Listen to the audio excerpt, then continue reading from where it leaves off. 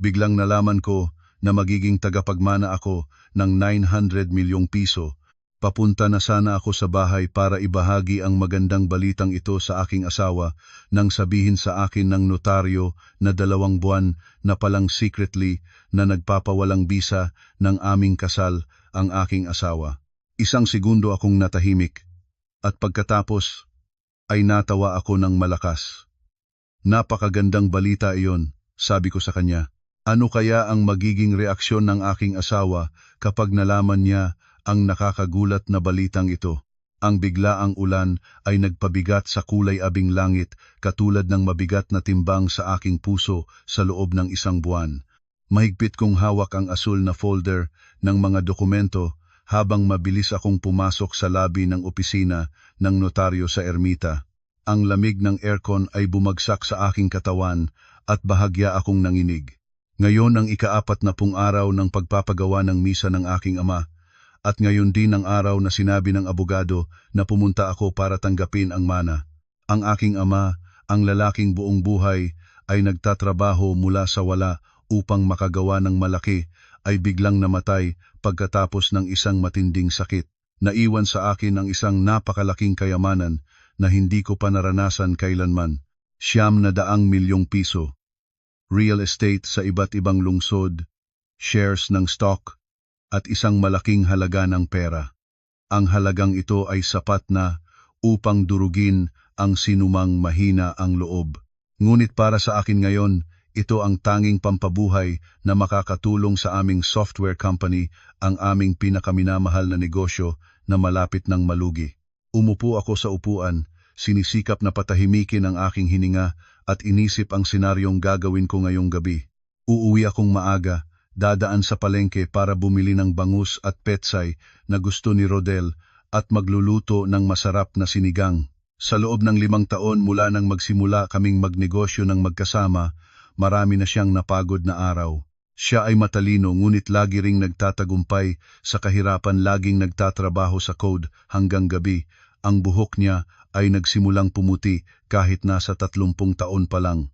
Nais ko sanang makita ang ngiti sa mukha ng aking asawa nang malaman niyang hindi na namin kailangang mangutang sa mataas na interes para mabayaran ang aming mga empleyado.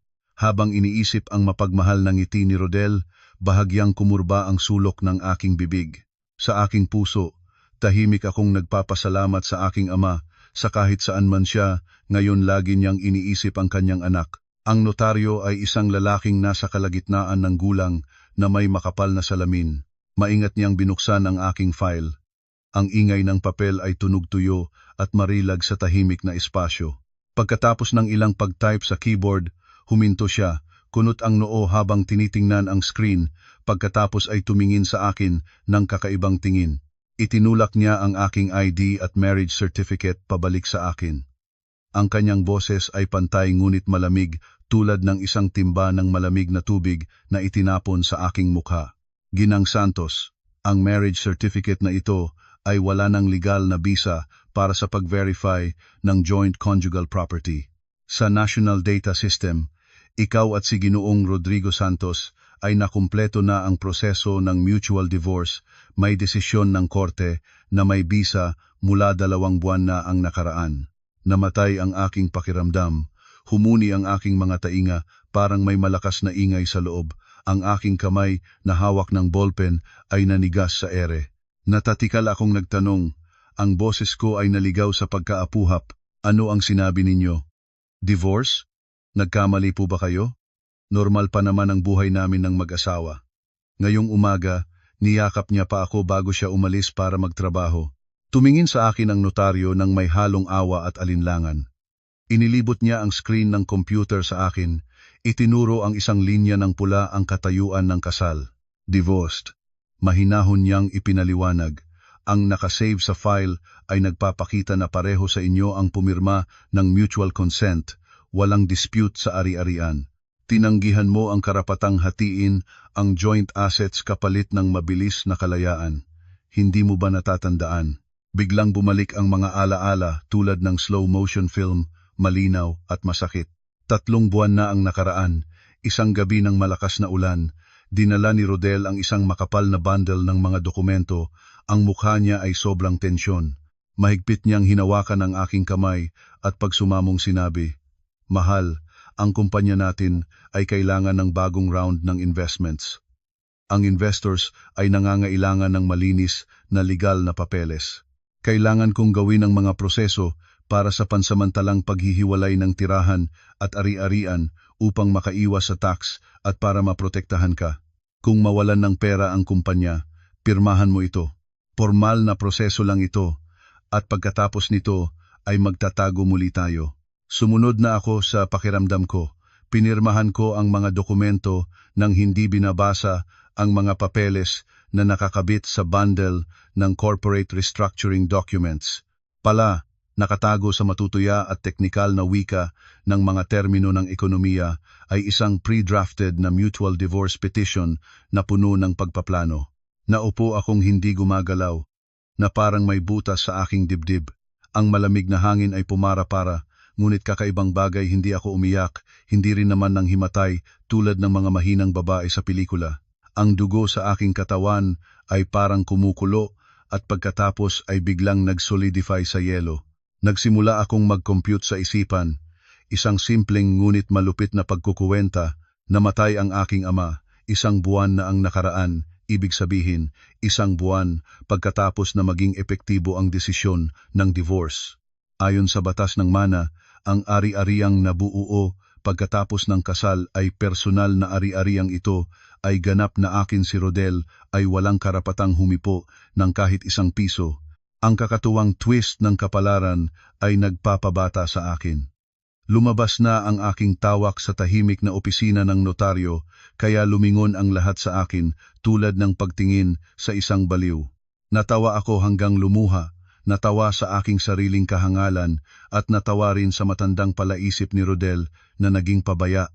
Nagmadali siyang itapon ako upang mailigtas ang kanyang personal na ari-arian o upang sumunod sa ibang bagay, ngunit hindi niya sinadyang mawalan ng pinakamalaking gintong minahan ng kanyang buhay.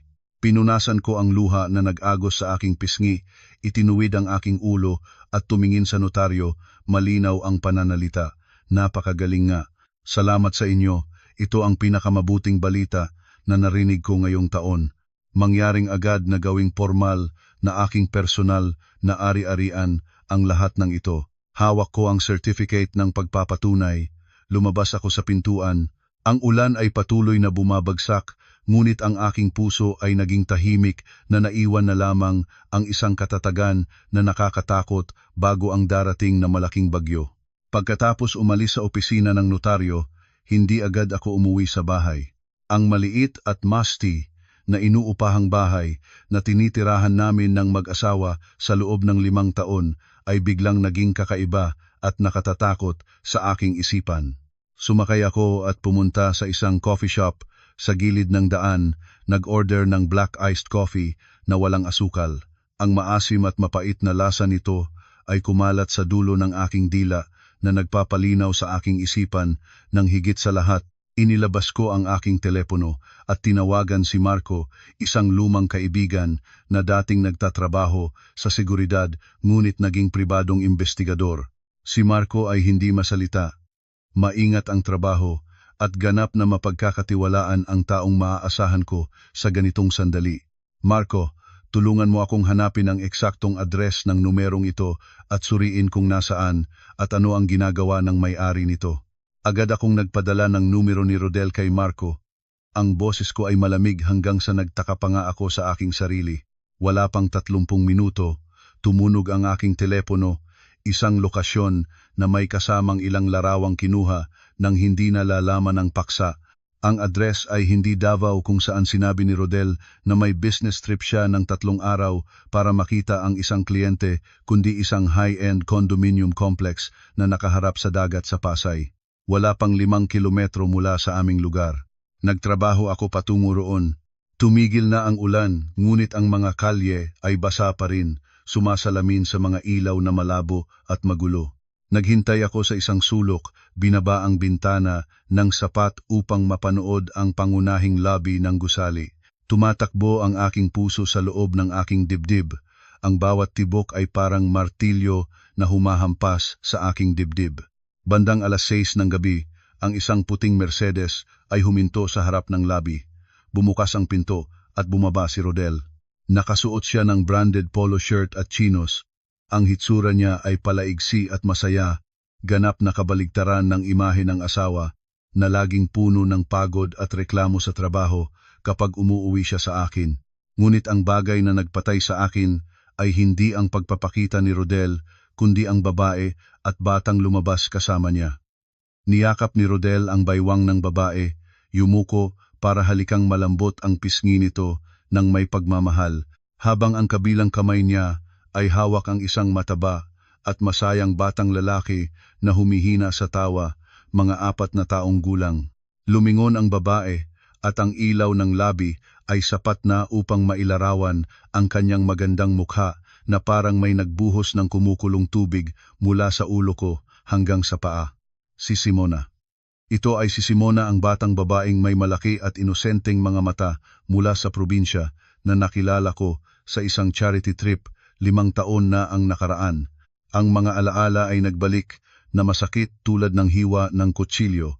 Nang panahong iyon, 19 na taong gulang pa lang si Simona, payat, maitim, at sa bingit ng pagkabenta ng kanyang mga magulang sa kabilang panig ng hangganan para mabayaran ang utang. Naawa ako sa kapalaran ng batang mag-aaral. Nang walang pag-aalangan, inilabas ko ang 200,000 piso mula sa aking personal na ipon pera na isinave ko para sa luho ng pagpapagamot ng aking hindi pagkabuntis at ibinigay sa mga magulang ni Simona upang matubos siya. Dinala ko si Simona sa lungsod, inasikaso ang kanyang pagkain at tirahan, binayaran ang kanyang matrikulasyon sa kolehiyo, maging ang paghanap niya ng trabaho sa isang partner company. Madalas pumunta si Simona sa aming bahay, laging matamis ang salita. Ate Linda, Kuya Rodel, kayo ang buhay na anghel ko. Sa tuwing makikita niyang nag-aaway kami ni Rodel tungkol sa pera o sa mga anak, si Simona ay laging may luha sa mga mata, hawak ang aking kamay upang aliwin ako, sinasabi na kailangan kong alagaan ang aking sarili. Pala, lahat iyon ay isang perpektong dula. Ang batang lalaki ay hawig ni Rodel at batay sa taas nito, tinatayang 4 na taong gulang ang bata. Ano ang ibig sabihin nito? Ibig sabihin na nagkakaroon na sila ng relasyon ng kaunting panahon pagkatapos ko ring dalhin si Simona sa lungsod. Ibig sabihin na habang ako ay nagbabawas ng oras at pera sa mga ospital para umasa sa pagkakaroon ng anak, ang aking asawa ay mayroon ng maligayang pamilya sa labas. Ibig sabihin na ang aking pera, ang mga pagkain na hindi ko kinain, lahat ay ginamit ni Rodel para buhayin ang kanyang asawa at anak sa lugar ng karangyaan na ito. Nakita ko si Rodel na yumukong talahin ang sinelas ni Simona. Isang bagay na sa loob ng 5 taon ay hindi niya kailanman ginawa para sa akin. Inayos ni Simona ang buhok ni Rodel. Ang ngiti niya ay wala ng inosenteng kababaan ng babaeng mula sa probinsya. Noong una ito ay nagpapakita ng tagumpay at kasiyahan ng isang reyna. Mahigpit ko itong inabutan ng manibela nang sa malakas na bisa ay lumabas ang dugo sa aking mga kuko. Ngunit ang pisikal na sakit ay wala sa anumang habang sa sugat na dumudugo sa aking puso. Ang pakiramdam ng kabahalan ay pumalo sa aking lalamunan. Hindi lang ako pinagtataksilan ng aking asawa, na binwagan din ako sa likod ng taong sarili ko ring inalagaan. Ang kasabihang mag-ingat sa tinutulungan mo ay hindi kailanman naging gaanong kasakit at mapait sa aking buhay tulad ng ngayon. Ipikit ko ang aking mga mata. Huminga ng malalim, nilunok ang luha pabalik. Sige, Rodel, Simona, tinuruan ninyo ako ng mahalagang aral tungkol sa puso ng tao. Bumalik ako sa aming maliit na inuupahang bahay, sa isang malalim na iskinita ang lugar na dating puno ng mga alaala ng mga unang araw ng aming pagsasama. Inuupahan ko ang bahay na ito mula sa isang malalayong kamag-anak, ang ilang bahagi ng plaster ay nagbabagsak na. Sa malakas na ulan, tumatagos pa ang tubig sa kisame. Sa loob ng 5 taon, kahit na nagsimula ng kumita ang kumpanya, ayaw ko pa ring lumipat sa mas mayamang lugar, partly dahil gusto kong makatipid para muling mag-invest, Partly dahil gusto ko pang matiyak ang mas matibay na kinabukasan. Umupo ako sa luma at lagas na sofa, ang aking mga mata ay nakablank sa kadiliman sa harapan ko. Sa mesa ay ang mga larawang lihim na kinuha ang bawat ngiti, bawat pagkurot ni Rodel sa ina at anak nila, parang mga karayom na tumatama sa aking puso. Nagpalo ang orasan ng 10:00 ng gabi nang ang pamilyar na ingay ng motorsiklo ay tumunog sa labas ng bakal na pintuan. Pumasok si Rodel, ang kanyang mukha ay nagpapakita ng gawa-gawang pagod. Binuksan niya ang kanyang kurbata, itinambak ang kanyang leather bag sa upuan at nagrereklamo. Sobrang stress naman ng mga pulong ngayon. Palagi namang may ireklamo ang mga matanda sa board, bigla-bigla na lang silang nagbabago ng isip at nasaktan na ang ulo ko. Noong nakaraan, magmamadali akong pumunta upang gumawa ng warm honey lemon tea at magmassage ng balikat ng aking asawa. Ngunit ngayon ay nanatili lang akong nakaupo, malamig na pinapanood ang babasahing palabas na nagaganap sa harap ko. Napansin ni Rodel na kakaiba ang aking katahimikan. Lumakad siya papalapit, nais ilagay ang kamay sa aking balikat. Ano yan? Pagod ka ba? O may problema sa trabaho?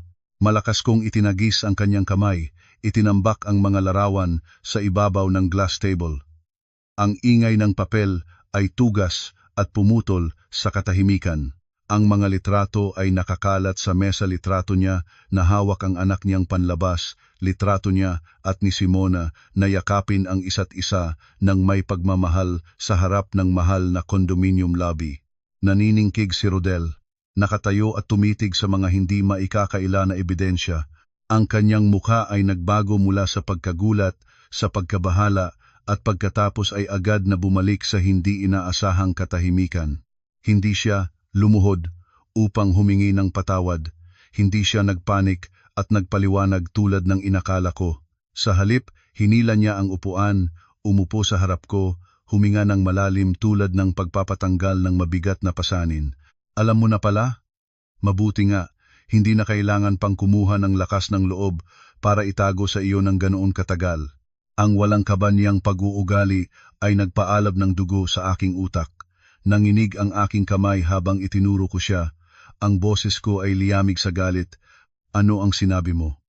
Mabuti nga. Nagod ako para sa atin mula sa wala. Para buhayin ng aking pawis at luha ang sarili niyang asawa at anak sa labas. Si Simona ang batang pinayagan kong mamalagi sa aming puso, ang itinuturing kong sariling kapatid. Paano mo nagawa ito? Ngumiti si Rodel nang may bahagyang sarcasm. Ang mga mata niya ay tumingin sa akin nang walang kasing emosyon ng mag-asawa, malamig na kalkulasyon lang. Isipin mo ito, Linda. Ikaw ay isang matalinong babae, dapat mo itong maunawaan, ang isang lalaki ay may kailangan. 5 taon na, hindi ka makabuo ng anak para sa akin. Ang nanay ko sa probinsya ay desperado nang makita ang apo. Si Simona ay nagbigay sa akin ng iyon. Ang batang si Dino ay dugo ng angkan namin, hindi ko siya maaaring pabayaan. Natawa ako ng paiyak. Ang luha ay hindi ko na mapigilan. Pala ang dahilan ng hamak na pagtataksilan ay nakabalot sa walang laman na tawad ng responsibilidad sa angkan. Pinunasan ko ang luha, nagtayo at itinuro sa pinto. Lumabas ka, umalis ka sa bahay ko ngayon din. Mula ngayon, hindi ka na aking asawa at wala ka ng karapatang gumawa ng anumang bagay sa kumpanya. Ngunit si Rodel hindi lang hindi umalis, tumawa pa siya ng may paghamak, dahan-dahang binuksan ang laptop na lagi niyang dala. Inihalo niya ang screen sa akin, nagpapakita ng mga komplikadong linya ng code na tumatakbo sa screen. Bumaba ang boses ni Rodel na may malinaw na banta. Inusisa mo ba ang iyong sinabi? Ang buong source code ng bagong produkto na ilalabas sa susunod na linggo ay nasa kamay ko. Ako ang tanging nagtataglay ng encryption key. Kung mangangahas kang gumawa ng kahit anong hakbang o galawin ang ina at anak ni Simona, burahin ko ang lahat ng data o ipagbenta ito sa kakumpetensya sa halagang kalabisan. Isinara niya ang laptop ng malakas, tumingin sa akin ng may hamon. Sa oras na iyon, ang kumpanyang pinagbuhusan ng puso ng iyong tatay ay magiging isang tumpok na basura. Piliin mo, tanggapin si Simona at ang bata o panoorin ang negosyo ng iyong ama na maging abo. Namatay ang aking pakiramdam. Ang kawalan ng kakayahan ay sumaklob sa aking isipan. Pala ang taong pinakamalapit sa akin ang nagtataglay ng aking pinakamahinang bahagi ng ganoon kaigting. Ang banta ni Rodel ay parang isang nakamamatay na hiwa na diretso sa aking pinakamahinang bahagi ngayon. Ang bagong software product na ilalabas ay hindi lamang ang puso ng aming 5 taon ng pagsusumikap, ito rin ang huling habilin ng aking ama, ang tanging pag-asa para maiahon ang kumpanyang nalulunod sa utang. Kung buburahin ni Rodel ang source code o ibebenta ito sa labas, ganap na mababago ang reputasyon ng kumpanya. Daan-daang empleyado ang mawawalan ng trabaho at magiging responsable ako para sa pagkawasak ng negosyo ng aking pamilya.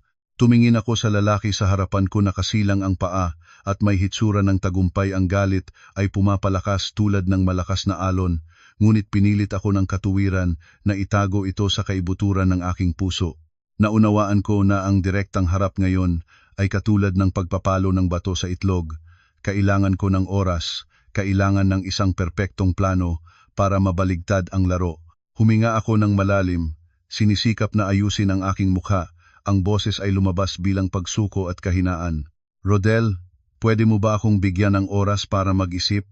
Masyadong bigla itong lahat, sobra akong na-shock. Kahit paano, 5 taon tayo. Huwag mo akong pilitin ng ganito. Nang makita ni Rodel ang aking pagsuko, lalo siyang naging hambog. Tumayo siya, inayos ang kanyang kwelyo. Ang boses ay parang nagbibigay ng biyaya. Sige, 3 araw para makalma ka. Ayaw ko ring maging ganoon karami ang pagbabago. Ibig sabihin, kapag naintindihan mo, tanggapin si Simona at ang bata at patuloy akong mag-aambag ng buong puso sa kumpanya. Pagkasabi noon, kinuha niya ang bag niya at lumabas, nag-iwan sa akin ng mag-isa sa bakanting bahay na napakalamig na gumawa ng higla sa katawan. Sa sandaling nawala ang anino ni Rodel sa likod ng pinto, nagmadali akong pumasok sa opisina. Nang may nanginginig na mga kamay ay binuksan ang computer. Tinawagan ko ang personal na abogado ng pamilya at isang mapagkakatiwalaang cybersecurity expert para sa payo. Ang sagot na natanggap ko ay isang timba ng malamig na tubig dahil bilang CTO, si Rodel ay may ganap na karapatang pamahalaan ang sistema. Ang anumang marahas na panghihimasok mula sa labas ay maaaring mag-trigger ng data self-destruct mechanism na kanyang na-install. Ang landas ng direktang pagbawi ng kontrol ay nakasara. Napilitan akong piliin ang mas mahabang, mas mapanganib at mas masakit na landas, pagtitiis, pagod na mga gabi, pagiging mapagpasensya. Kinabukasan, pumunta ako sa kumpanya na may maitim na mga bilog sa ilalim ng mga mata at pagod na mukha. Ngunit walang nakaalam ng apoy ng paghihiganti na tahimik na naglalagablab sa loob ko. Nagsimula akong gumanap ng papel ng isang mapagpasaklaw na asawa, sinisikap na pabiguinin ang aming kasal sa pamamagitan ng pagsuko. Nagpadala ako ng mensahe kay Rodel, sinabi na kailangan ko siyang mag-focus sa product launch at ang usapan tungkol sa pamilya ay maiayos natin pagkatapos. Sabay-sabay, tahimik kong inutusang ang accounting department, ang mga taong ganap na tapat sa aking ama, ay lihim na mag-audit at mag-verify ng buong daloy ng pera ng kumpanya sa nakalipas na 5 taon. Hindi ako naniwala na ang isang taong nagpapalaki ng mistress, nagbibili ng kondo at nagpapatakbo ng sasakyan ay nabubuhay lang sa suweldo ng direktor. Siguradong may mga lihim na gastos, mga ghost contracts na tinatakpan ng kanyang autoridad. Ang mga araw na sumunod ay isang serye ng kakila-kilabot na espiritual na pagpapahirap para sa akin.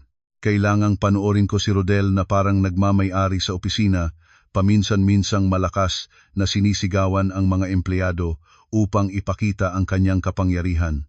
Kumpiyansa siyang hawak na niya ako, na tinanggap ko na ang buhay na magiging pangalawa.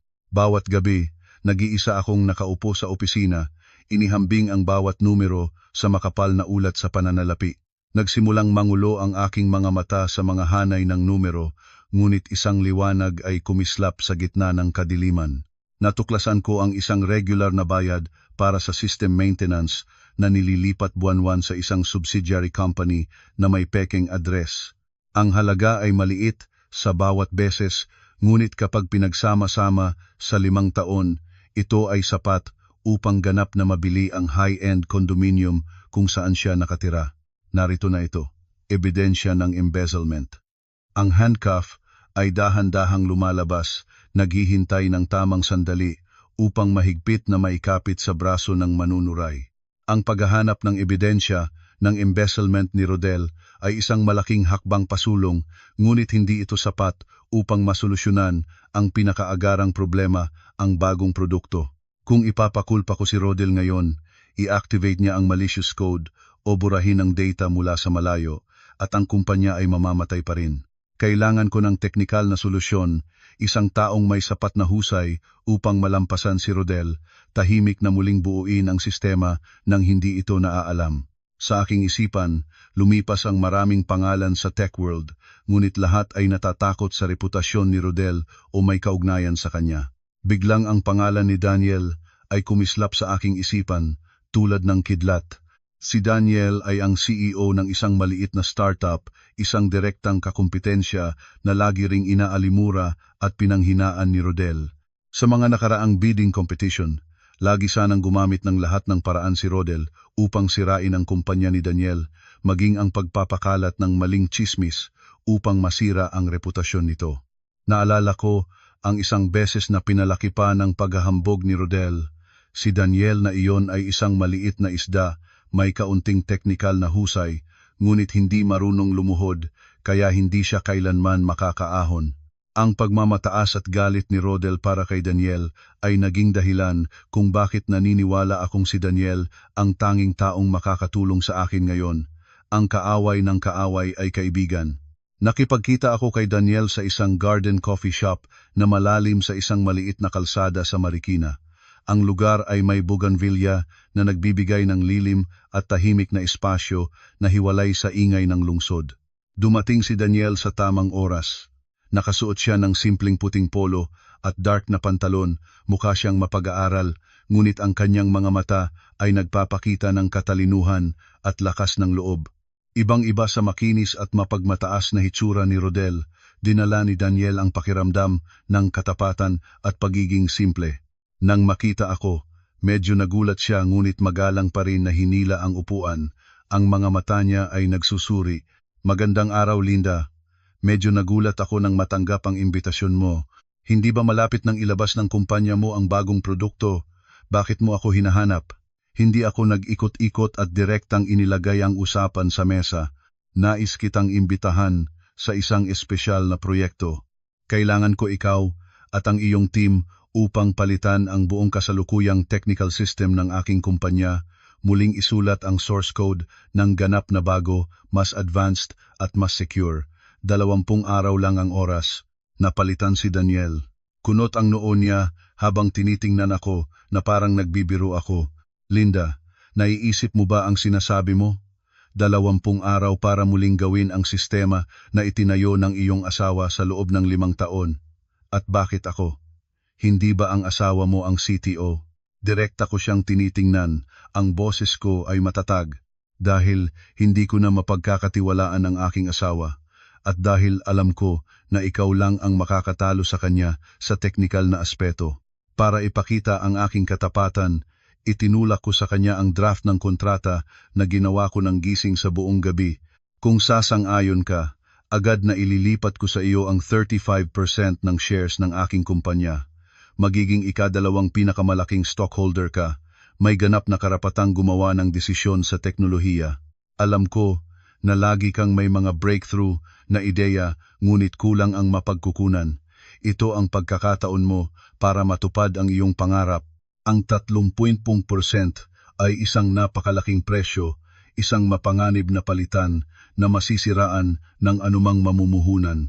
Inilalaro ko ang buong pamana ng aking ama para sa isang estranghero, ngunit sinabi ng aking instinct na si Daniel ay mapagkakatiwalaan.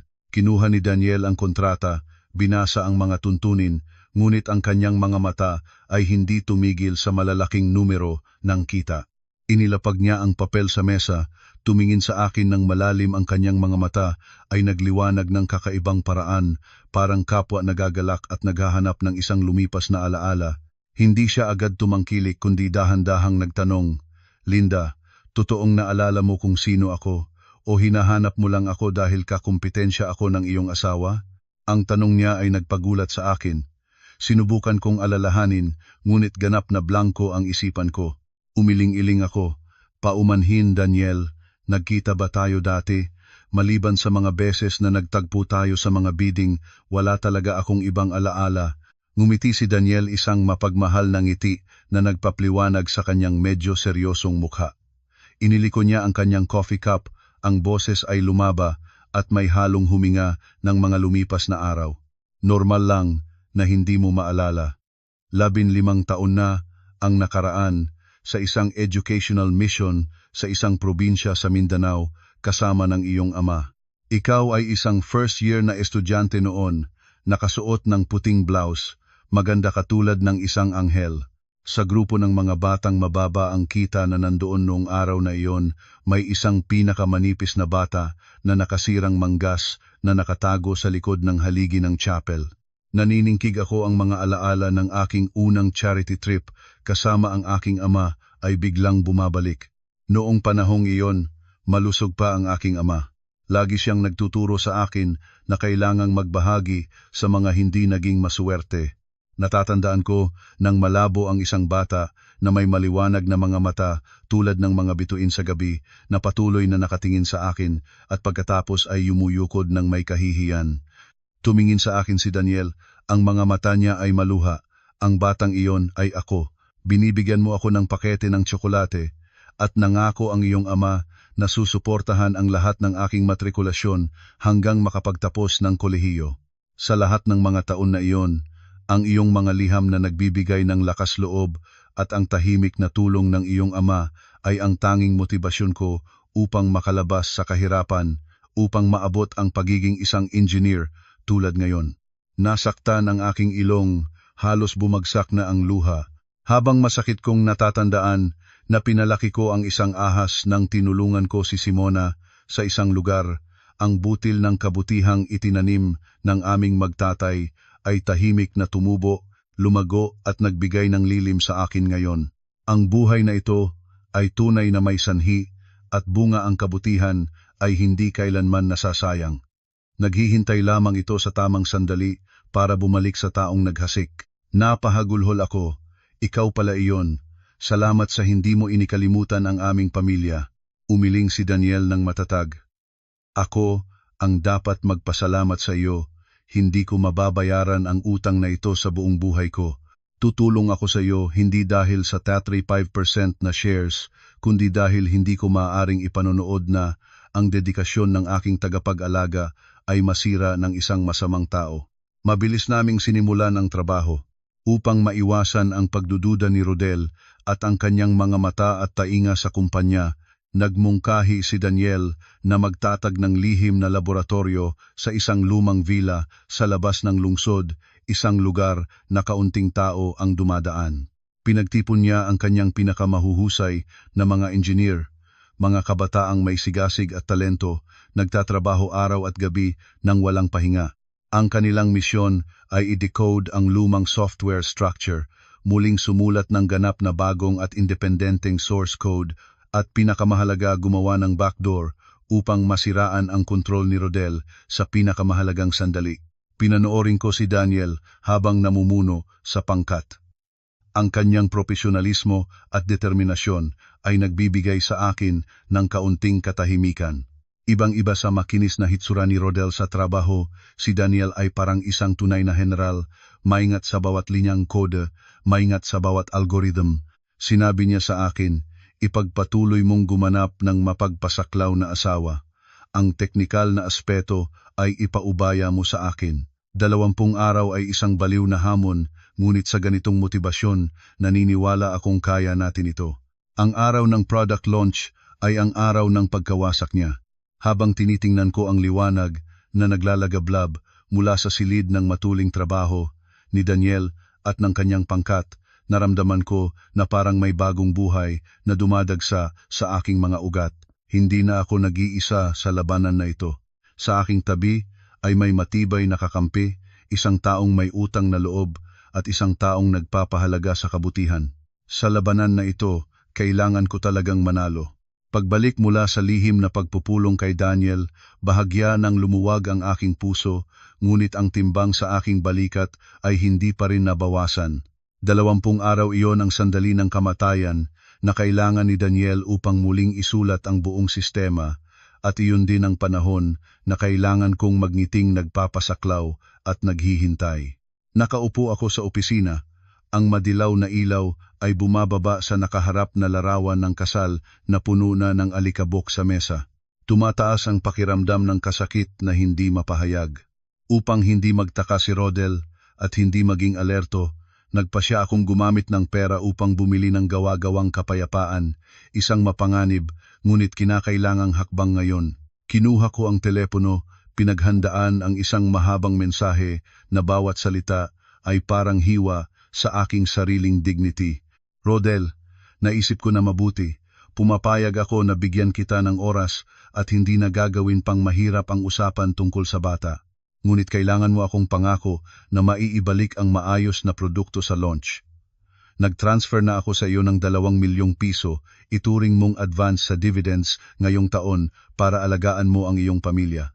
Wala pang 1 minuto pagkatapos maipadala ang mensahe, tumunog ang notification, mabilis na parang mauumangkuhan ko pa ang masayang mukha ni Rodel sa kabilang dulo.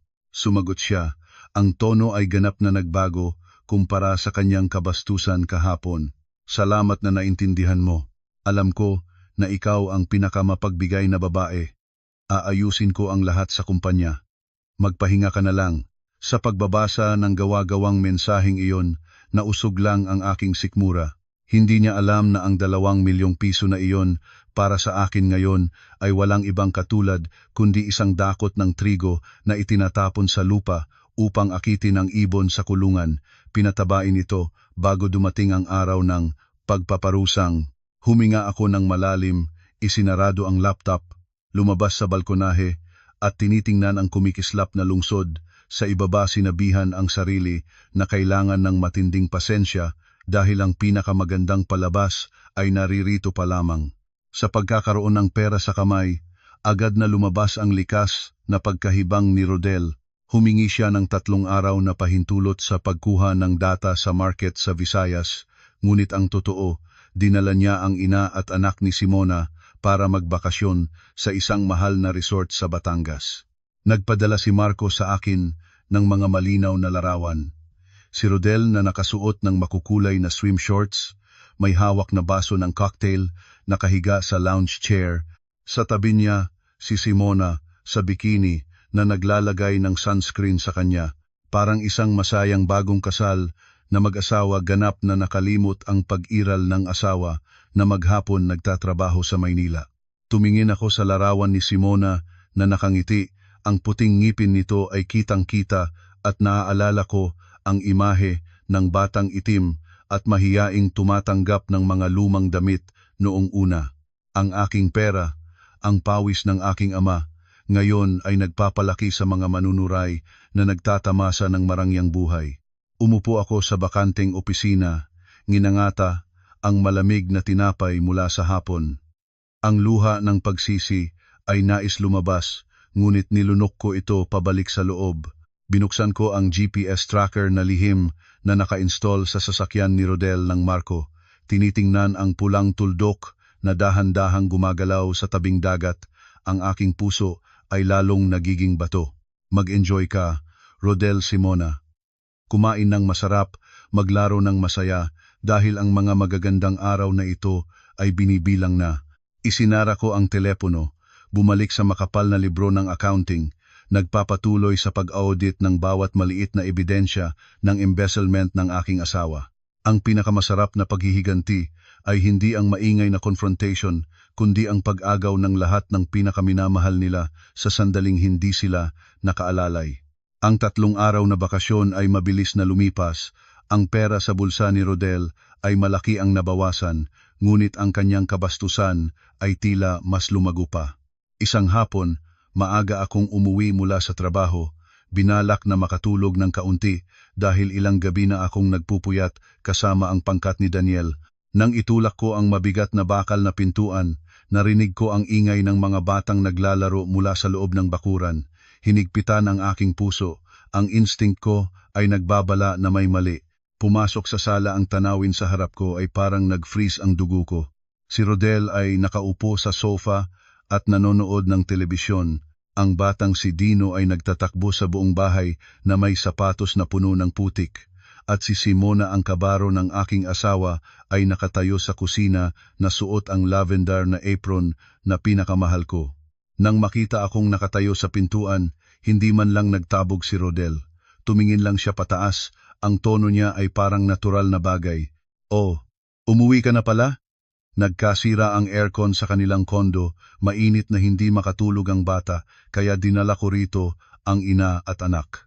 "Maluwag naman ang aming bahay, hindi ka naman magiging masyadong mapang-usig para palabasin ang bata sa daan, di ba?" Mahigpit na sinulit ang tali ng aking bag, pinipigilan ang galit na nanginginig sa loob ng aking dibdib. Pala ang pagsuko ko ay nagpapalagay sa kanya na mahina ako at madaling bantain hanggang sa nangahas na siyang dalhin ang kanyang pamilya para manirahan sa aming sariling tahanan.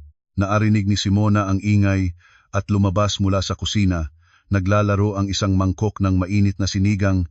Ang samyo ng siling labuyo ay dumating sa aking ilong, ngunit ngayon ito ay nakakainis na parang amoy ng alingasaw. Tumingin siya sa akin, ngumiti ng mapagmahal, ngunit ang mga mata ay puno ng lihim na hamon. "Ate Linda, nakabalik ka na. Nakita ko sa ref na may bangus kaya nagsinigang na." Sinabi ni Rodel na laging abala kayo, baka wala ng oras para magluto. Habang kumakain kayo ng takeout, nag-aalala naman ako, kaya niluto ko ayon sa gusto niya. "Hugasan na ang kamay mo at kumain kasama namin." Bawat salita ni Simona ay parang karayom na tumatama sa aking puso. Insinuasyon niya na ako ay mapabaya, isang asawa na wala sa gabi. Siya naman ang babae ng tahanan, ang isa na nagpapanatili ng init ng pamilya. Tumingin ako sa apron sa kanya, ang apron na pinili ko nang maingat noong isang espesyal na biyahe sa Tagaytay bilang alaala ng aming anibersaryo. Ngayon ay nakabalot sa katawan ng nagnanakaw ng asawa. Ang batang si Dino ay nang makita na may dalang pagkain ng nanay niya, sumigaw, tumakbo at nag-akyat sa hita ni Rodel. "Tatay, gutom na, pakain mo ako." Ang salitang tatay ay natural na lumabas sa bahay na ito tulad ng isang hatol ng kamatayan sa aming kasal. Nais ko sanang magsugod at ibagsak ang mesa, punitin ang gawa-gawang maskara ng dalawang traidor na ito. Ngunit ang isipan ko tungkol sa source code ay nagbawi sa akin. Hindi ako makakilos ngayon. Kailangan ko si Rodel para matapos ang trabaho. Huminga ako ng malalim, pilit na ngumiti ng nababagay. May espesyal na bisita pala. Pasensya, nawala akong abiso. Kumain na kayo. Medyo pagod lang ako, kaya pahintulutan ninyo akong magpahinga muna sa kwarto. Mabilis akong pumasok sa kwarto, malakas na isinara ang pinto at nagkandado. Lumabas ang luha na hindi ko na mapigilan. Sa labas, ang mga boses ng kasiyahan, ingay ng mga kubyertos, parang nililibak ang aking pag-iisa sa loob ng aking sariling bahay. Dumulas ako sa sahig, niyakap ang aking mga tuhod, ramdam ang sarili bilang isang labis na bagay, isang bisita sa sarili kong buhay. Ang presensya ng ina at anak ni Simona ay hindi lamang paglabag sa espasyo kundi ang pinakamataas na pang-iinsulto sa pagpapahalaga ng isang babae. Kinagat ko ang aking labi nang bumulaga ang dugo upang hindi lumabas ang iyak. Sinasabihan ang sarili, "Tiisin, Linda. Magtiis pa ng kaunti. Ang sakit ngayon ay magiging lakas bukas." Kinabukasan, mas maaga akong pumunta sa kumpanya upang maiwasan ang pamilyang kumukuha ng aming bahay. Nang makarating sa labi ng gusali, nakita ko ang isang grupo ng mga empleyado na nagkakaisa at nagtatawag tingin sa direksyon ng reception desk. Isang malakas na tinig ng babae ang tumunog, takluban pati ang ingay ng maagang araw sa labas. "Saan si Linda? Ibawas ninyo si Linda dito sa akin." Ang babaeng iyon kumukuha ng asawa ng iba at nagpapatuloy pa sa pagtatrabaho, Nakilala ko ang tinig na may makapal na probinsyang tuldok, si Nanay Rosing ang ina ni Simona. Ang babaeng noong panahon ay nakayuko upang pasalamatan ako nang ibinigay ko ang pera upang matubos ang kanyang anak. Pinaghiwalay ko ang grupo at pumasok. Sa harap ko ay si Nanay Rosing sa magagandang kulay na damit na mukhang kakaiba sa modernong opisina. Nakatayo siya na may kamay sa baywang. Itinuro ang mahiyaing reception girl. Ang laway niya ay nagkakalat. Nang makita akong lumabas, tumulad siya sa isang gutom na tigre na nakakita ng biktima, nagmamadaling pumunta sa akin. "O, ikaw pala, ang masamang babae. Bitawan ang aking manugang ngayon din. Ang anak ko at si Rodel ay nakarehistro na bilang legal na kasal. Sila ay mag-asawa na kinikilala ng batas. Sino ka para magpatuloy na kumilos tulad ng babae ng aming pamilya at hindi pumayag na pumirma ng diborsyo?" Namatay ang aking pakiramdam, parang nagbagsak ang lupa sa ilalim ko. Sa mata ng kanilang pamilya, ako ang pangatlo, ang taong nagwawasak ng kasiyahan ng kanyang anak. Ang pag-uulit na pagbabago na ito ay hindi ko masabi kahit isang salita. Lihim na nagpakasal si Rodel sa akin, pagkatapos ay nagrehistro ng kasal kay Simona. At ngayon, ang ina ni Simona ay naparito dito upang humingi ng katarungan para sa kanyang anak sa pamamagitan ng panghihiya sa akin. Nang makita akong nanahimik, lalo pang nagpalakas si Nanay Rosing. Gumuho siya sa makintab na sahig ng opisina, ang mga kamay at paa ay nagwawala, humiyaw ng masakit, matanda na. "Tignan ninyo ang boss ng malaking kumpanya nagnanakaw ng asawa ng iba. Mayaman siya, may kapangyarihan, pinagsisikapan niyang ilagay ang aking anak sa sulok." Agad na tumakbo ang mga guwardya, ngunit nagwawala si Nanay Rosing. Nakita ni Nanay Rosing na pumasok ako, nagsugod siya tulad ng isang gutom na tigre. Ikaw! Bitawan ang aking manugang. Ang aking anak at si Rodel ay kasal na. Huwag kang pumagitan pa."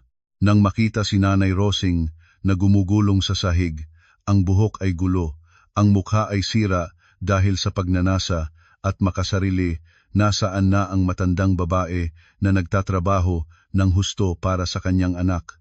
Ang pera o mas tiyak, ang pera na aking kinita ay nagbago sa kanya sa isang masamang kaluluwa na handang tapak-tapakan ang nagmamagandang loob upang protektahan ang kanilang gintong minahan. Huminga ng malalim upang mabawi ang katahimikan malamig na sinabi sa head ng administrative. "Tawagan ang barangay police dito. I-pull out ang lahat ng security footage mula kanina. Iduros mo siya sa kasong pang-aabala sa pampublikong lugar at paninirang puri." Sa pagdingig ng salitang pulis, bigla na lang tumigil ang iyak ni Nanay Rosing. Gumalaw siya ng parang halu-haluin, nag-ayos ng damit, nagpadaan ng mata sa akin na parang kutsilyo. Ikaw, papatawagin mo ang pulis sa akin? Alam mo bang manugang ako ng boss mo?" Direkta kong tinitingnan. Ang aking mga mata ay malamig ng mapagpanutan. "Nagkamali ka. Rito, ako ang chairman. Si Rodel ay simpleng empleyado, at mas importante wala akong manugang na kulang-kulang tulad mo."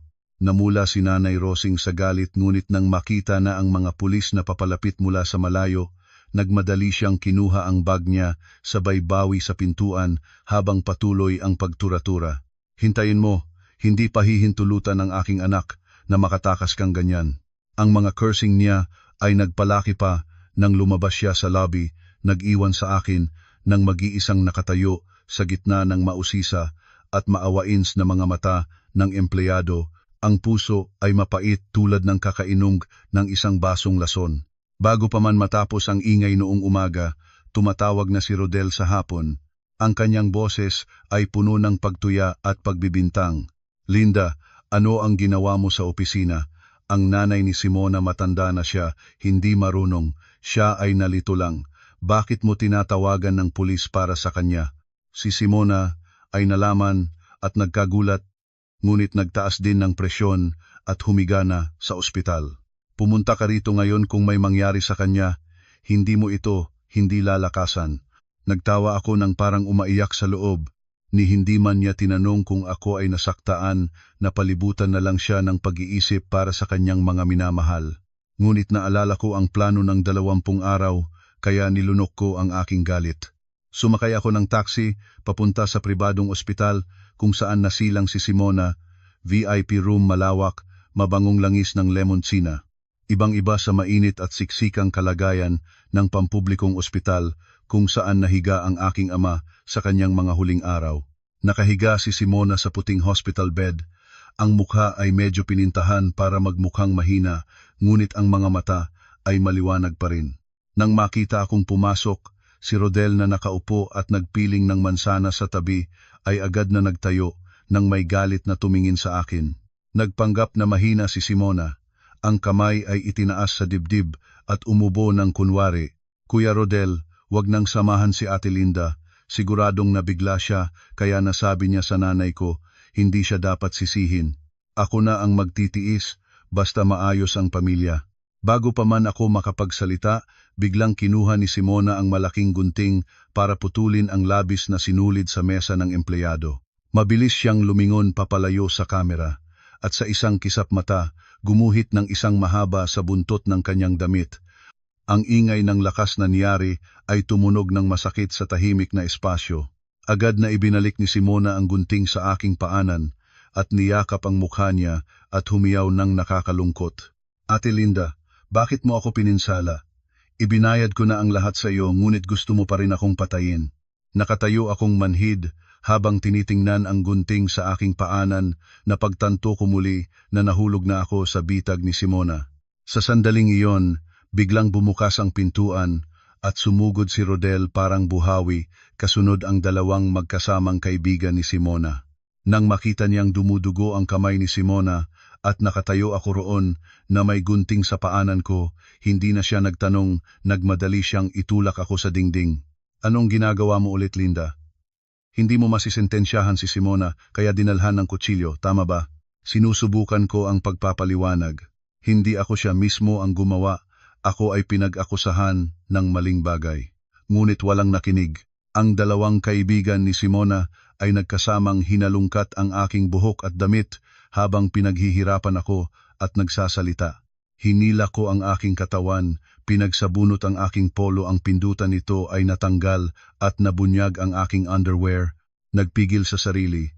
Tinitingnan sa pagitan ng mga daliri ang aking asawang nakatayo at may mga kamay na nakapulupot.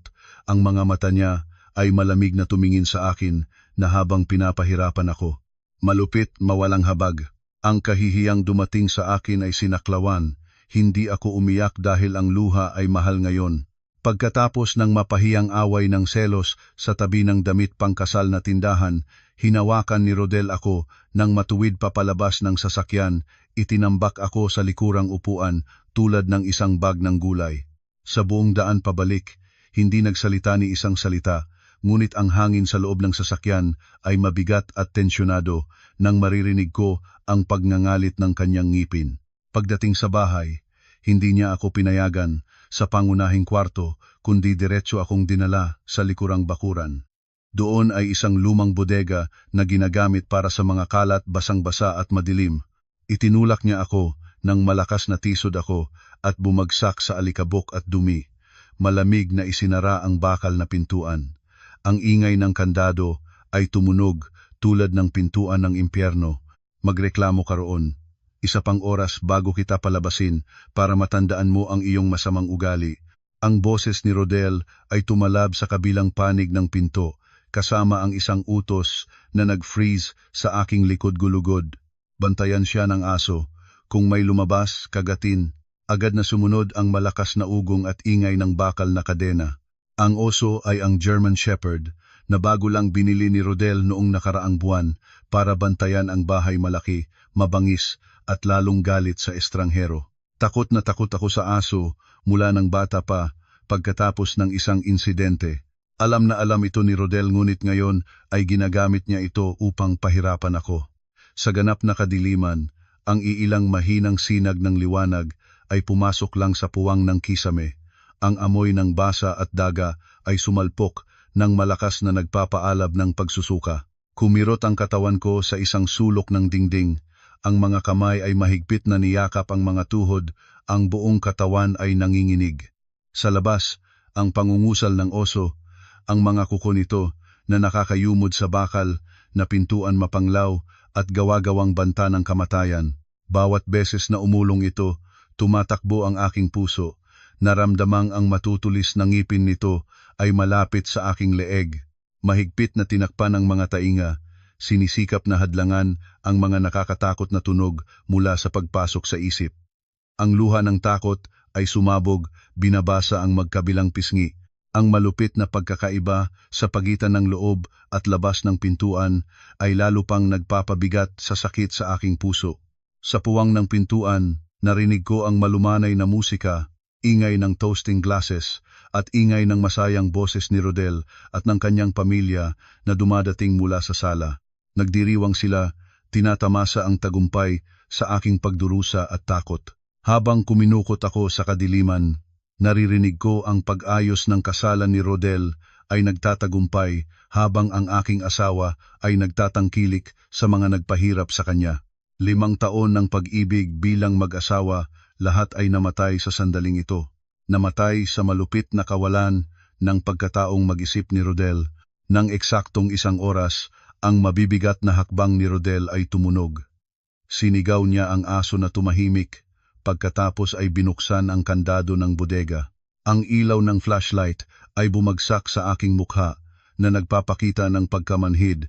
Tinitingnan niya ako na nakaupo sa sulok na may paghamak. Natakot ka na ba? Sa susunod na, huwag nang maglakas ng loob na galawin si Simona, kundi hindi lang ito bodega. Tahimik na nagtayo, pinalis ang alikabok sa damit at walang sinabi ni isang salita. Lumipas sa kanya nang diretso sa banyo. Tumingin ako sa maruming mukha at namumugang mga mata sa salamin, sumikad ng malamig na tubig ng malakas upang muling maging alerto. Ngayong gabi, may mas mahalagang bagay kaysa makipagtalo sa masamang lalaking ito. Naghintay hanggang ang buong bahay ay natahimik, ang hilik ni Rodel at ingay ng batang tulog ay pantay na tumunog. Marahang nagsuot ng itim na jacket, tiptoeing sa labas ng pintuan sa likuran. Ang gabi ay malamig na hangin na tumama sa mukha, ngunit hindi nito napatahimik ang apoy sa aking puso. Sumakay ng taxi diretso sa villa sa labas ng lungsod kung saan nagtatrabaho si Daniel at ang pangkat. 2:00 ng madaling araw, ang villa ay maliwanag pa rin. Ang walang tigil na pag-type sa keyboard ay tumunog tulad ng isang simponya ng pagsisikap. Nakaupo si Daniel sa harap ng malaking monitor. Ang mga mata ay nakaka-fix sa mga linya ng code. Ang itim na coffee cup sa mesa ay matagal nang nasubukan. Nang makita akong pumasok, nagulat siya at lumingon. Ang ngiti ng pagbati ay biglang nawala nang makita ang mga pilat sa aking braso at gasgas sa leeg, labi ng panagsabunutan sa tindahan ng damit pangkasal. Nagtayo si Daniel ng mabilis, nagmadaling hawak ang aking balikat. Ang boses niya ay nanginginig sa galit. Linda, sino ang gumawa ng ganito sa iyo? Siya ba iyon? Nangahas ba siyang saktan ka? Ang tunay na pag-aalaga at masakit na pagtingin ni Daniel ay nagbagsak ng matigas na balat na pinilit kong itayo. Humawak ako sa kanyang kamay, ang boses ay puno ng nasusuklam. Ayos lang ako, mga sugat lang sa labas. Importante, kumusta ang trabaho, Daniel? Bukas na ang deadline. Huminga ng malalim si Daniel upang mapigilan ang galit. Dinala niya ako sa upuan at pagkatapos ay itinuro ang malaking screen na nagpapakita ng system ready, 100%. Ang boses niya ay puno ng kumpiyansa at kasabikan. Linda, relax ka. Lahat ay tapos na. Hindi lang namin muling sinulat ang buong source code, nag-integrate rin kami ng multi-layer security system na kahit managinip si Rodel ay hindi niya malalabag. Mas importante, gumawa ako ng backdoor. Sa utos mo lang. Ang lumang sistema ni Rodel ay mabibigo ng agad at ang bago ay mananalo sa isang kisap mata nang hindi mabibigo ang mga gumagamit. Tumingin ako sa berdeng salita sa screen, parang nakikita ko ang liwanag ng bukang liwayway pagkatapos ng mahabang kadiliman. Mahigpit na hinawakan ang kamay ni Daniel, naramdaman ang init at kumpiyansa mula sa kalusong kamay ng batang engineer. Salamat, Daniel, salamat sa iyo at sa lahat ng nagpagod para sa akin. Bukas sa product launch, ipapakita natin sa kanya kung ano ang ibig sabihin ng makakuha ng sariling gamot. Tumango si Daniel ng matibay Ang kanyang mga mata ay nagliwanag ng isang apoy ng determinasyon. Tumayo ka sa entablado at magnining ka. Ang likod na kadiliman ipaubaya mo sa akin. Bukas ang araw ng pagkawasak nila. Nagharapan kami, walang ibang salita. Isang ganap na pag-unawa at nagkakasamang puso ang lumukob sa pagitan ng dalawang taong nagkasamang nakatayo sa iisang hangganan, handa para sa desisibong labanan sa susunod na umaga. Pagbalik mula sa villa ni Daniel, pagtatangkilik na ng umaga, pagod ang katawan ko ngunit ang diwa ay kakaibang malinaw. Parang naglalakad sa isang madilim na tunnel at biglang nakakita ng isang mahinang liwanag sa dulo, kahit malabo, ngunit sapat para mahawakan ang pag-asa. Dumako muna sa opisina ni Marco para makuha ang huling mga dokumento bago magsimula ang malaking labanan. Sinalubong ako ni Marco ng mainit na salabat. Ang kanyang mukha ay may seryosong ekspresyon habang nagtutulak ng isang brown na sealed envelope sa akin. Linda, nakakuha ako nito mula sa basurahan ng pribadong klinika na madalas pinupuntahan ni Simona para ipagawa ang bata sa check-up. Maingat niyang siniraan ang papel bago itapon. Ngunit ang aking mga kasamahan ay maingat na muling pinagsama. Kinuha ko ang sobre bahagyaang nanginginig ng aking mga kamay. Ang instinct ko ay nagsasabi na ang loob ay naglalaman ng isang malaking lihim. Inilabas ko ang nakakulupas at bukas-bukas na laboratory result na may makapal na malinaw na tape. Ito ay ang pangkalahatang resulta ng medikal na pagmamasaklaw ng batang si Dino, ang anak lalaki na lagi ring ipinagmamalaki ni Rodel bilang kadugo ng kanilang angkan. Mabilis na binasa ang mga indicator ng kalusugan at pagkatapos ay tumigil sa matapang na titik. Grupo ng dugo, AB. Natisod ang aking puso ng isang tibok bago mabilis na tumibok ng malakas. Naaalala ko ng malinaw sa taunang health check-up ng kumpanya, Grupo O ang dugo ni Rodel, at si Simona sa beses na dinala ko siya sa blood donation drive noong estudyante pa siya, Grupo O din ang dugo niya. Ang pinakapangunahing kaalaman sa biology ay sapat na para sabihin, ang dalawang taong parehong Grupo O ay ganap na hindi makakalikha ng anak na may Grupo AB. Paulit-ulit kong binasa ang resulta, natatakot na maling makita o magkamali, ngunit hindi puting tinta sa black paper, ang pulang selyo ng klinika ay nandoon pa rin. Isang mapait na ngiti ang bumukal sa aking labi, ang luha ay umapaw, hindi dahil sa sakit, kundi sa malupit na kapritsuhan ng kapalaran. Rodel, walang habag mong pinabayaan ang iyong katuwang na asawa, nilait ang pagmamahal, tapak-tapakan ang utang na loob para humabol sa tinatawag mong tagapagpatuloy ng angkan. Ipinagmataas mo ang sarili, nagmarangya, nag-aalaga sa ina at anak nila tulad ng mga hari at reyna para lang malaman sa huli na isa ka sa pinakamalaking pakuwenta ng iba sa buong mundo. Inisip ko ang nagmamataas na mukha ni Rodel sa tuwing hinihipan ang bata, sinasabihan ito, "Hidya mo si tatay ha," at naramdaman ko ang parehong kakatawang pagtawa at awa. Pala ang tinatawag niyang hidya ay gawa-gawa lang ng isang taong sabik sa anak nang walang tinitingnan. Si Simona ay naglaro ng sobrang taas na laro. Hindi lang niya ninakaw ang aking asawa at pera, niloko rin niya ang buong pamilya ng aking asawa ng malalim na sugat. Maingat kong tingklop ang resulta ng medikal, inilagay sa bag tulad ng pagtanang kayamanan. Ito ang magiging panghuling suntok, ngunit hindi ko pa ito gagamitin. Nais ko pang paakyatin si Rodel sa rurok ng kanyang mga ilusyon para kapag nahulog siya, mas malalim ang pagkasugat. Lumabas ako sa opisina ni Marco.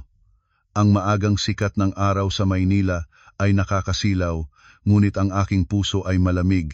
Dumaan ako sa isang tindahan ng mga laruan para sa mga bata, tinitingnan ang mga manika, modelo ng mga sasakyan sa salaming istante. Ang puso ko ay biglang nahigpit. Kung kaya lang akong magsilang ng anak, kung ang batang iyon ay tunay na anak ni Rodel, siguro hindi na sana nagdating ang trahedyang ito o kahit paano, hindi na sana ito ganoon kalupit. Ngunit ang buhay ay walang kung kaya lang. Ang malupit na katotohanang ito ang huling taos ng natitirang pagmamahal sa kanya. Hindi siya karapat-dapat sa kapatawaran at lalo na hindi dapat malaman ang katotohanan ng maaga. Hayaan siyang mangarap ng kaunti pa bago magsimula ang tunay na bangungot. Sa gabi bago ang product launch, ang hangin sa kumpanya ay puno ng tensyon. Umalis ako sa opisina bandang 10:00 ng gabi matapos na muling na-review ni Daniel ang lahat ng posibleng senaryo. Ang basement parking lot ay walang ingay. Ang ingay ng aking high heel sa semento ay nagpapalakas ng nag-iisang tunog na nag-aalingaw-ngaw. Nang hawakan ko na ang susi ng sasakyan, isang anino mula sa sulok ng dilim ay biglang lumabas, nakaharang sa daan ko. Ang mabansang amoy ng murang pabango, alak at matuyo at mapulog na dugo ay biglang sumalpok sa aking ilong at nagpaalab ng pagsusuka. Huwag sumigaw kung hindi, papatayin kita ngayon din. Ang habol na boses ay tumunog sa tabi ng aking tainga. Si Rodel, ilang araw lang ang hindi namin nagkita, ngunit halos hindi ko na siya nakilala. Ang mahusay na suit ay gumusot at dumumi. Ang balbas ay basta-bastang tumubo sa hukay na mukha. Ang mga mata ay puno ng pulang dugo, ang desperasyon at walang tulog. Kahit paano ay pinigilan ang sarili, nagsilip sa rearview mirror ang mukha ng taong noon ay mas nakakatakot kaysa kinilala ko sa loob ng 5 taon. Nagpatak akong nagpatahimik. Rodel, ano ang ginagawa mo? Pinatay mo na ang buong pamilya ni Simona, nais mo pa ba akong patayin? Nagpalahak si Rodel, nang baliw ang tawak ay nag-alingaw-ngaw sa basement na katulad ng tunog ng aswang. Tumakas, saan pa ako tutakas? Nawala na lahat sa akin, trabaho, reputasyon, pera, karangalan, at maging ang anak na pinakamimithi ko. Lahat ay gawa-gawa, peke lang ang pagmamahal ng lahat. Pumunta na lang ako rito para dalhin ka kasama ko. Mag-asawa tayo, buhay man at patay ay nagsasama. Lalo niyang hinigpitan ng kutsilyo, ang talim ay bahagyang bumali sa aking balat. Masakit ang pandama. Pumunta ako rito upang samahan mo sa kabilang mundo. Hindi ko kayang mag-iisang magpunta sa impyerno. Ang kabaliwan sa kanyang mga salita ay nag-freeze sa aking likod gulugod. Hindi na siya kailangan ng pera, hindi na kailangan ng buhay, kailangan lang niyang kunin ako kasama niya upang mapawi ang makasarili at walang katuwiran niyang galit. Sa sandaling ito ng aking pagkawalan ng pag-asa, isang matatag at malakas na boses ang natunog. Rodel, itigil iyan. Ano ang ginagawa mo ngayon?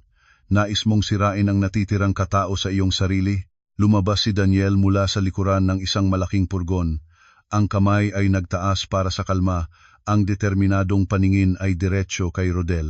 Ang pagpapakita ni Daniel ay nagulat si Rodel, nang bahagya ang kutsilyo ay bahagya nagsagupit. Ngunit ang paningin ni Rodel sa kanya ay lalong puno ng pagkampo at jealousy. Ikaw naman, nagpalakas si Rodel. Ang boses niya ay liyamig sa galit. Kasama ka ng babaeng ito na nagsama-sama para patayin ako. Ngayon, papatayin ko kayong dalawa. Sa sandaling nawala ang kanyang konsentrasyon dahil kay Daniel, ginamit ko ang lahat ng lakas ko, tinapik ng aking mataas na takong ang kanyang paa ng malakas. Pagkatapos ay tumakas patungo kay Daniel. Nahilong si Rodel at atras-atras, ngunit agad na sumugod kasunod ko na may kutsilyo. Walang pag-aalangan na nagmadali si Daniel, ginamit ang kanyang katawan upang harapin ako, handa na tatanggapin ang nakalulumbay na palang kutsilyo para sa akin. Ngunit bago pa man maabot ng talim si Daniel, ang maingay na tunog ng siren ay tumunog. Nang nagpapalabag, pumutok ang katahimikan ng gabi.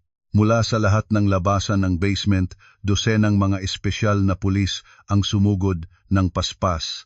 Ang mga flashlight ay nakatuon sa mukha ni Rodel na nagbulag sa kanya. Pulis, huwag gumalaw, bitawan ang sandata. Ang megaphone ay malakas at makapangyarihan. Pala si Marco, at ang investigasyon ay tahimik na sinusubaybayan ako ng 24/7 upang protektahan. Naghihintay lang silang lumitaw si Rodel para mahuli.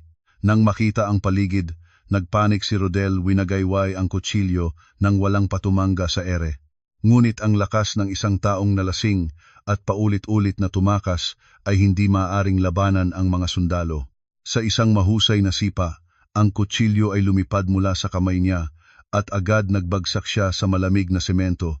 Ang mga kamay ay nakabali sa likod, ang ingay ng handcuff ay tumibok, nang maliwanag naglalagay ng panghuling pahinga sa buhay ng isang kriminal. Habang hinihila si Rodel nang lumipas sa aking tabi, palagi pa rin siyang nagpapasikap na lumingon. Ang mga mata niya ay wala ng galit, puno lang ng desperasyon at paghihinayang na mahirap ng maunawaan.